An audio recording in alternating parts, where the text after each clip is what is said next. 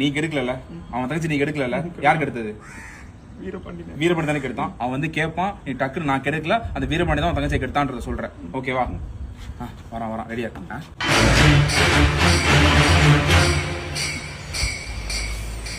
என் தங்கச்சியை கெடுத்தியா? அண்ணா அண்ணா நீங்க போய் என்ன சொல்ல சொன்னா என்ன சொல்றான்? உன்னை என்ன சொல்ல சொன்ன? நான் கெடுக்கல. அவன் வீரபாண்டி தான், அவன் தோஸ்து வீரபாண்டி தான் கெடுத்தான். அதான சொல்ல சொன்னா. அதை விட்டு என்ன வேறத பேசிட்டு இருக்க? நம்பிக்கையில உங்களை சுருடுவானா? இப்ப பாரு வருவான் பாரு, நான் கெடுக்கல, உன் தோஸ்து அதை தான் கெடுத்தான். சொல்றா, என் தங்கச்சி ஏன்டா கெடுத்தா? அண்ணா ஒரு நிமிஷம் சொல்ல.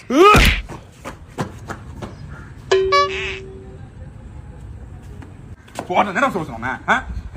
நான் சொல்ல ஒரு நிமிஷம் கேளுங்க. அவன் கேட்கல முடியல இருக்கான். வீரபாண்டி, நீ சொன்னாலே முன்னாடி தான் நிக்கிறான். உன்னை கொல்லாம விட மாட்டேன். வந்தோடனே அதே 4 செகண்ட் போச்சு. நான் சொல்றது ஒரு நிமிஷம் கேளுங்க. 4 செகண்ட் போச்சு. அப்ப நீ என்ன கேட்க சொல்லணும்? அந்த 4 செகண்ட்ல நான் உன் தங்கச்சி கெடுக்கல, உன் தங்கச்சி எடுத்து உன் தோஸ்து ராஜா பண்ணி தான் அப்படின்னு சொல்லணும்ல. வீரபாண்டி அந்த மயிரை சொல்லு. வந்து அவன் சொல்றா, சும்மா டென்ஷன் பண்ணிட்டு இருக்க. எனக்கு எல்லாமே தெரியும்டா.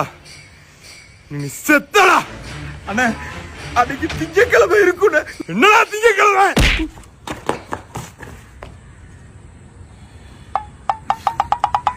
ஒரு நிமிஷம் வலிக்குதா? ஏன்டா தம்பி ஏன் அடி வாங்குற? அவனை என்ன சொல்ல சொன்னேன்? நான் கெடுக்கல, வீரபாண்டி தான் கெடுத்தான். அவ்வளவுதான்டா. அது சொன்னாலே முடிஞ்சிடா தம்பி. இப்ப அவன் டைம் கொடுக்க மாட்டான்டா.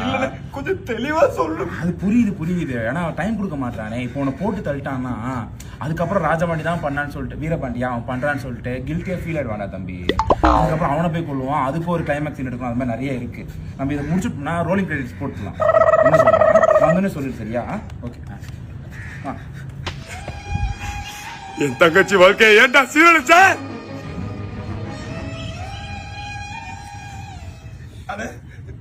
தம்பி மாதிரி தம்பி பாக்குற வேலையாடா அது? போடு அப்படிதான். உட்கால போடு. ஆதாரி கிளைமேக்ஸ் பிளான் பண்றானுங்க போல. உக்காளி போடு. உக்காளி கிழிச்சு போடா உன்னை.